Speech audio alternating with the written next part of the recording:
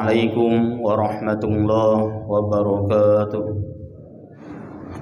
إن الحمد لله نحمده ونستعينه ونستغفره ونعوذ بالله من شرور أنفسنا ومن سيئات أعمالنا. من يهده الله فلا مضل له ومن يضلله فلا هادي له. ونشهد أن لا إله إلا الله وحده لا شريك له. ونشهد أن محمدا عبده ورسوله الذي لا نبي بعده. اللهم صل وسلم وبارك على محمد وعلى آل محمد وسلم تسليما كثيرا كثيرا. أما بعد. معاشر المسلمين والزمرة المؤمنين رحمكم الله، أوصيكم وإياي نفسي بتقوى الله فقد فاز المتقون، حيث قال الله تعالى في كتابه الكريم بعد أعوذ بالله من الشيطان الرجيم: يا أيها الذين آمنوا اتقوا الله حق تقاته ولا تموتن إلا وأنتم مسلمون.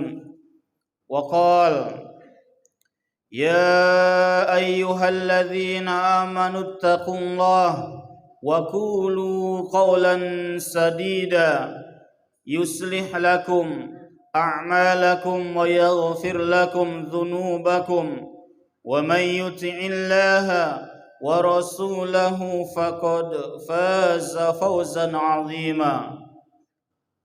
وقال النبي صلى الله عليه وسلم: كلكم راع وكلكم مسؤول عن رعيته، أو كما قال رسول الله صلى الله عليه وسلم. Hadirin sidang Jum'ah yang sama-sama mengharap ridha Allah Subhanahu wa ta'ala,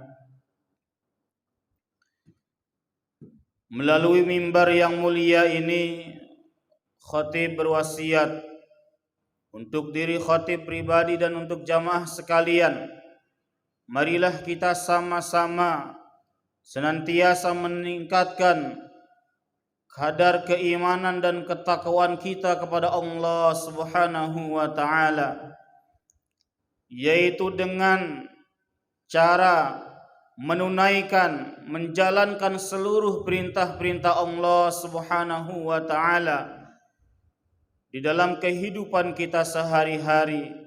Bersamaan dengan itu, bagaimana kita berusaha menjauhi seluruh apa-apa yang dilarang oleh Allah Subhanahu wa ta'ala dan menghidupkan sunnah-sunnah baginda Nabi Muhammad sallallahu alaihi wasallam di dalam kehidupan kita sehari-hari.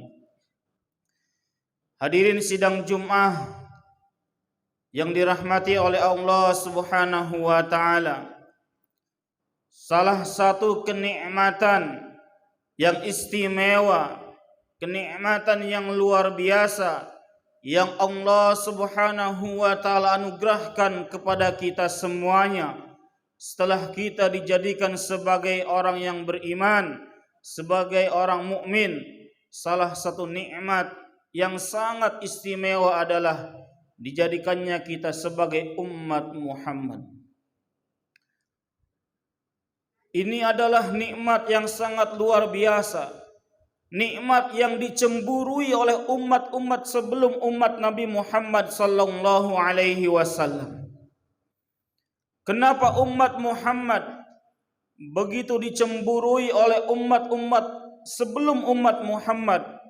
Dicemburui oleh umat Nabi Musa alaihi salam, dicemburui oleh umat Nabi Ibrahim alaihi salam, dicemburui oleh umat Nabi Isa alaihi salam dan umat-umat yang lainnya.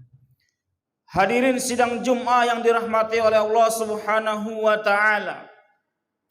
Umat-umat sebelum umat Muhammad, bahkan Nabi Adam alaihi salatu wassalam, ketika beliau berbuat satu perbuatan dosa, maka ditegur oleh Allah Subhanahu wa taala, dicampakkan dari surga ke dunia ini. Bahkan ada umat-umat sebelum umat Muhammad ketika Allah Subhanahu wa taala mengutus kepada mereka seorang nabi, dan nabi membawa risalah, mengajak mereka taat kepada Allah Subhanahu wa taala, mengajak mereka mengesahkan Allah Subhanahu wa taala. Nabi yang diutus oleh Allah Subhanahu wa taala mengajak kepada umatnya supaya umatnya taat, menyembah, hanya mengesahkan Allah Subhanahu wa taala.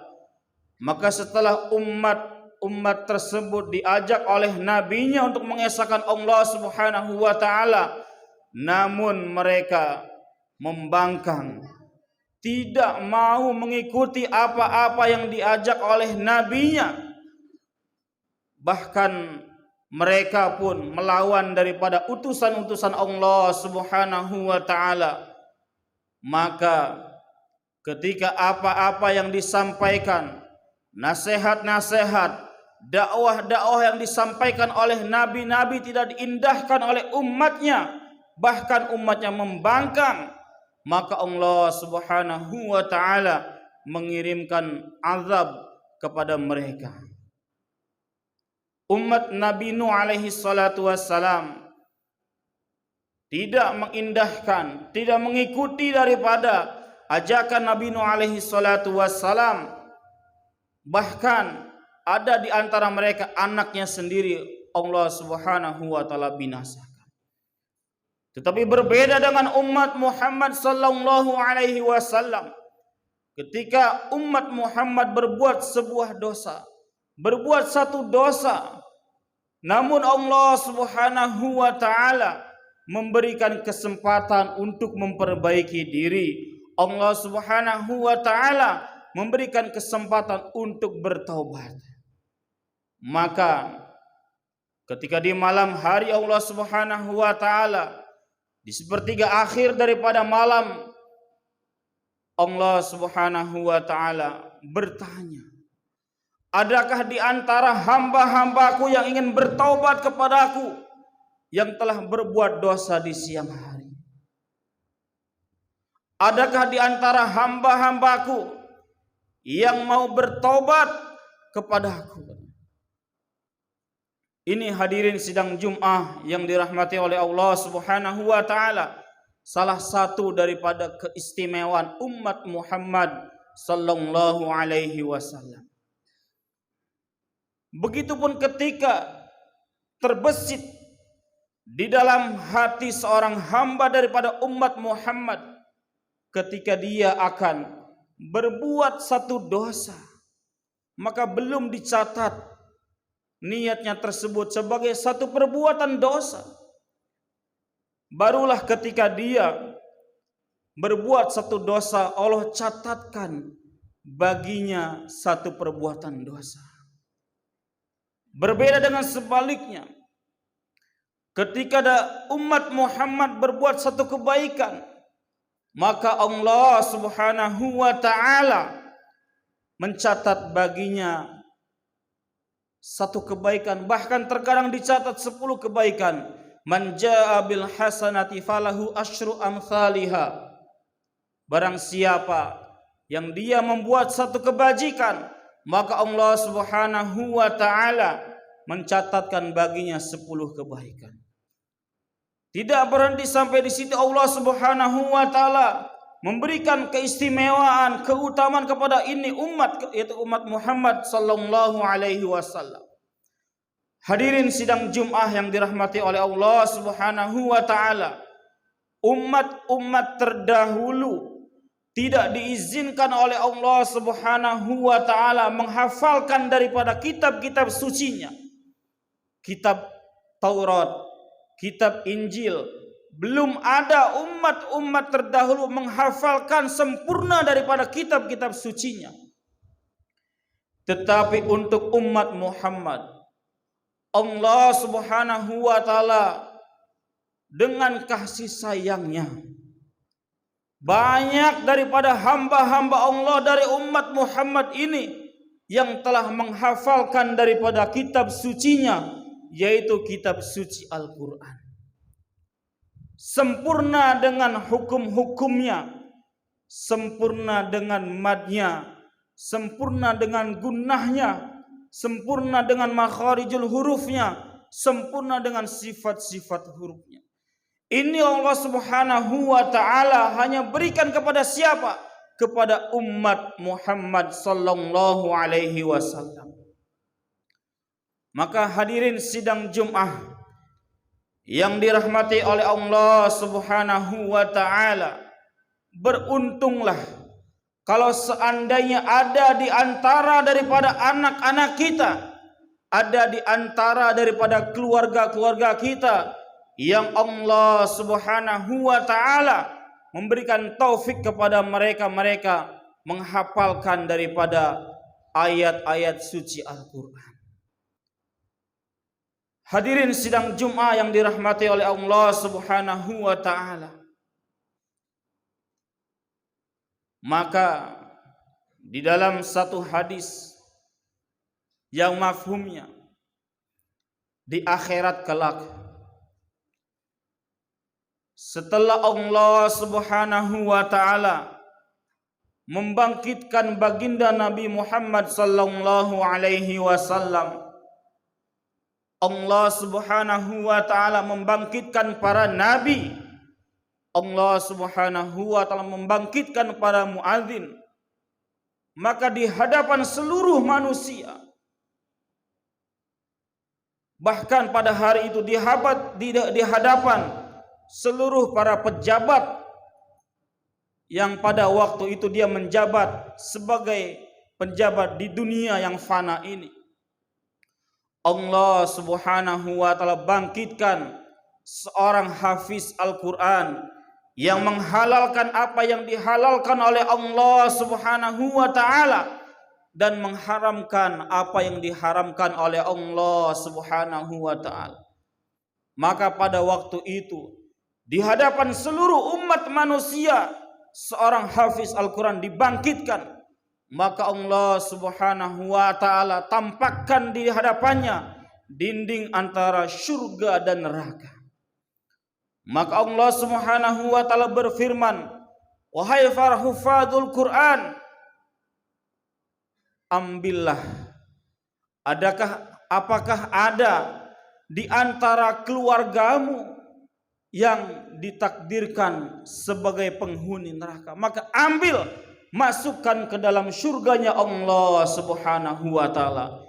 Ini bentuk suatu kemuliaan yang Allah Subhanahu wa taala berikan kepada para hafiz Al-Quran, yang terkadang di dunia ini seorang hafiz Al-Quran dipandang sebelah mata. Maka di hadapan seluruh manusia di akhirat kelak, Allah Subhanahu wa taala memberikan kemuliaan kepada para hafiz Al-Quran. Bahkan di dalam riwayat yang lain Allah Subhanahu wa taala berfirman kepada para hafiz Al-Quran, "Ambillah daripada kerabat-kerabatmu, dari saudara-saudaramu yang telah memberikan, yang telah mensupport ketika kamu belajar Al-Quran di dunia.